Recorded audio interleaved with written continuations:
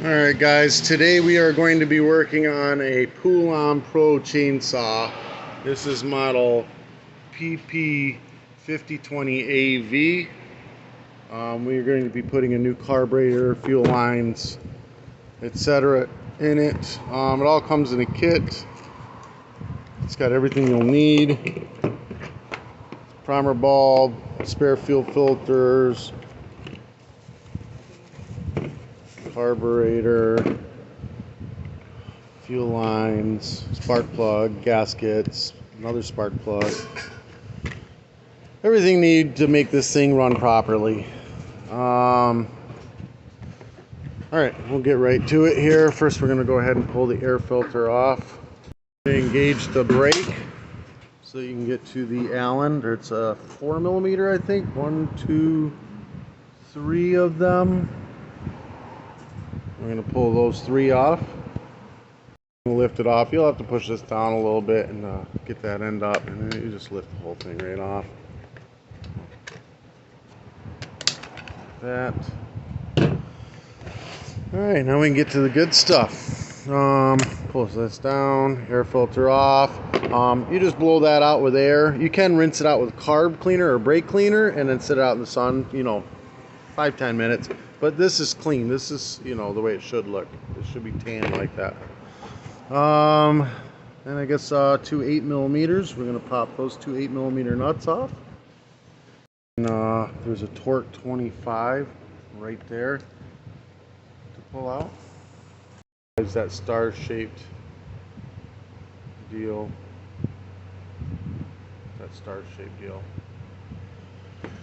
Alright, this should pull straight out now.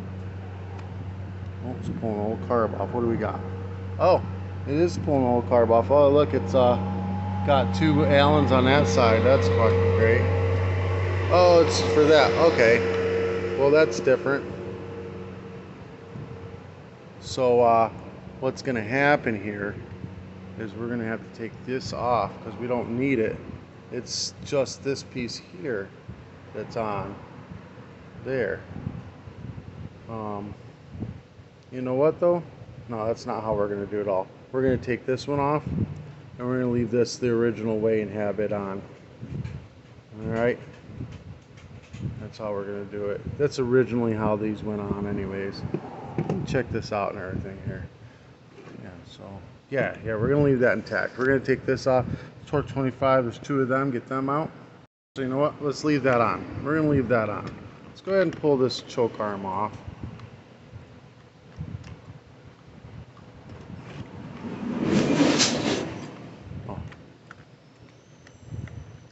This will lift right up out. This throttle arm just lifts right up out. Get that out. We need to give it a little more slack to be able to get this choke arm out. That's out. And we're going to go ahead and pull this straight on off. Sorry, looking at my hand.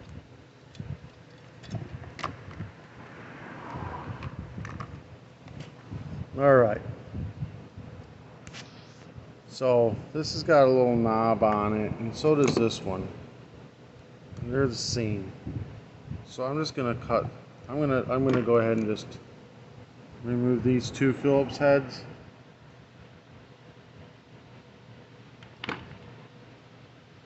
Yeah, because this is the same otherwise. So we're gonna leave that on. We're gonna remove these 2 Phillips heads right here. Take them out. It just lifted right up off of there. And screwed them. Now you got the same setup going on here. See? No big deal. Alright, we're going to go ahead, remove the lines. You see that's the issue right there. Carb might have been fine, but if I'm going through all this, I'm just removing everything. Oh, you know what? Let's get this recoil out of here. That's going to be a torque 25 or a flathead screwdriver. 1, 2, 3, 4 of them. The coil just pulls right off. Little plastic protective cover just comes right off. No big deal. We're just trying to get to the primer bulb. And just pop that right on out. It's got 2 clips on each end. You know, look, see, all the lines are just dry rot. What happens though is the lines dry rot. We may be able to just replace the lines and make it work, but the diaphragms are made of neoprene too, so they're going to be going out shortly afterwards anyways. So we just go ahead and look, see, even the inner line, like this one looks fine, but it's separating, the inner line separating. So we're going to go ahead and put brand new lines in it regardless. Go ahead and take the gas cap off of this. Drain any of the old gas right out. We want to start off with fresh, brand new gas when we do this. This last fuel line is the filter line.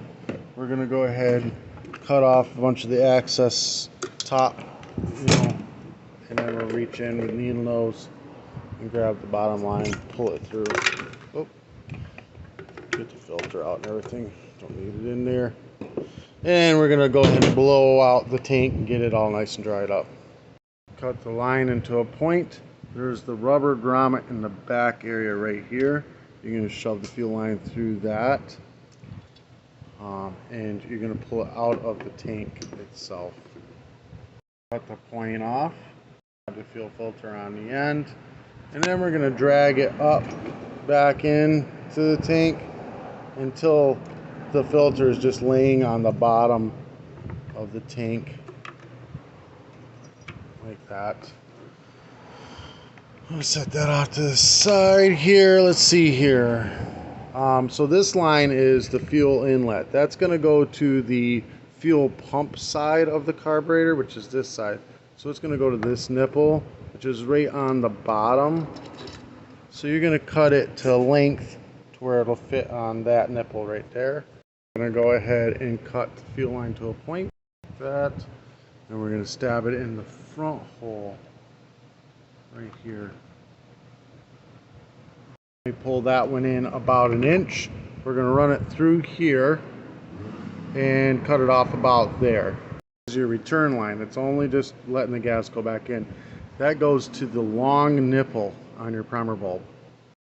The short nipple on the primer bulb is going to go to the nipple that's on the diaphragm side of your carburetor. So use the fuel pump side of your carburetor. That one goes to the fuel filter. And then we're going to have a line go from the primer bulb to this line here. So we're going to go ahead and stab this on the carburetor first. We're going to run it through like this, and we're just going to cut it to about that long. And then we're going to just stab it on the short nipple. So I'm just pulling out of this slot so you can see short nipple goes to there. Long nipple goes down into the return on the tank without the filter. Now we're going to have the short nipple point down, long nipple point up, and we can force this in until it clicks.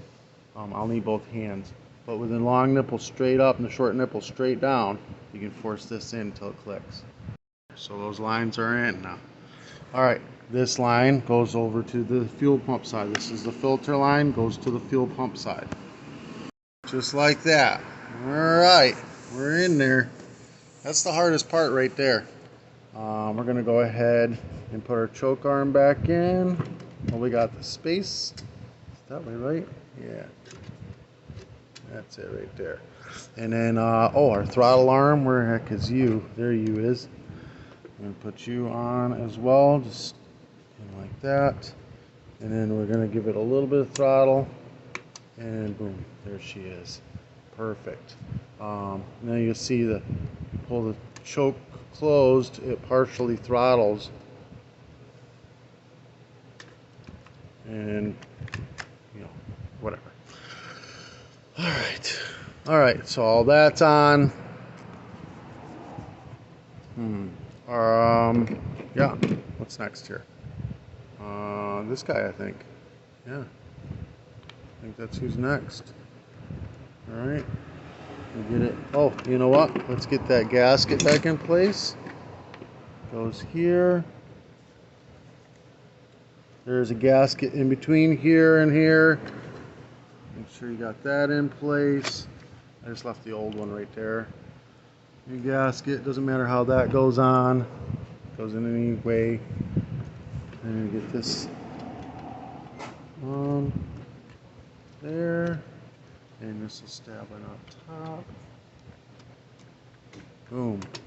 Now, when I pull the trigger, it does the flappy thingy like it's supposed to. All right, 8mm here and here. Get them not tight, just get them started. All the screws you got. It's the one with the big head on it. We're gonna get it down in the bottom right there. I was running into a little issue with the choke, where this little hook down here wasn't going back far enough to catch, like that. So I actually had to bend this down, like you see how it's pointing down, until it actually caught. It's got to partially throttle, and then it's got to catch to stay choked.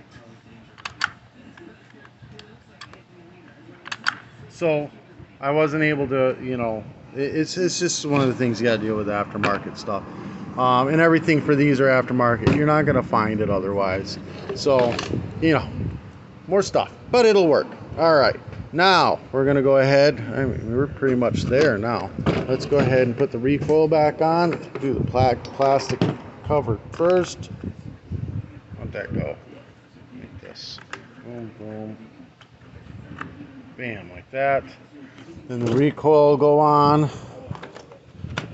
Boom, like that. 4 bolts. Put them back in. It's torque 25s. Go ahead and put some gas in this and prime it up. Make sure it's all working properly.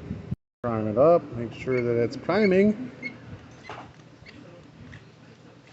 There we go. Nice. So far, so good, guys. All right, air filter back on. Like that, and just pull this up and it clicks into place. Oh, sorry. Yeah, filter on like this. Pull this up, clicks into place like that. Ready to go. Then we got this guy. It's gonna go back on. All right, I'm not missing anything, am I? I hope not. I have a hard enough time not looking like an idiot while I'm just sitting there.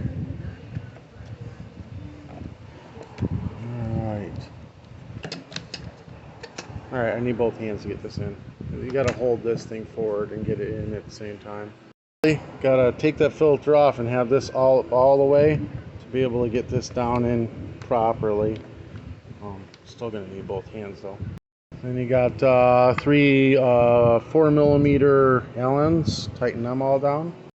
All right, and then we're going to put that in place. That air filter on it. Just so you guys know, I'm going to be putting 2 model numbers. This chainsaw is exactly the same as, hold on, that's tight, as the Poulan Pro pr4218. Same chainsaw. This one's a little bit smaller bore, 42 cc's with an 18-inch bar, but it, like, you could literally take the piston and cylinder out of this and put it in that one, and it would be a 50 cc. But this is the 50 cc 20-inch bar. That's the 42 cc 18-inch bar. That's, you know, the only difference. Okay. Okay, so idle needs to be adjusted a little bit. So idle is this one right here. So we're going to turn this in clockwise because it's too low. Counterclockwise if the chain was still moving. So we're just going to go clockwise just a little bit and try it out again.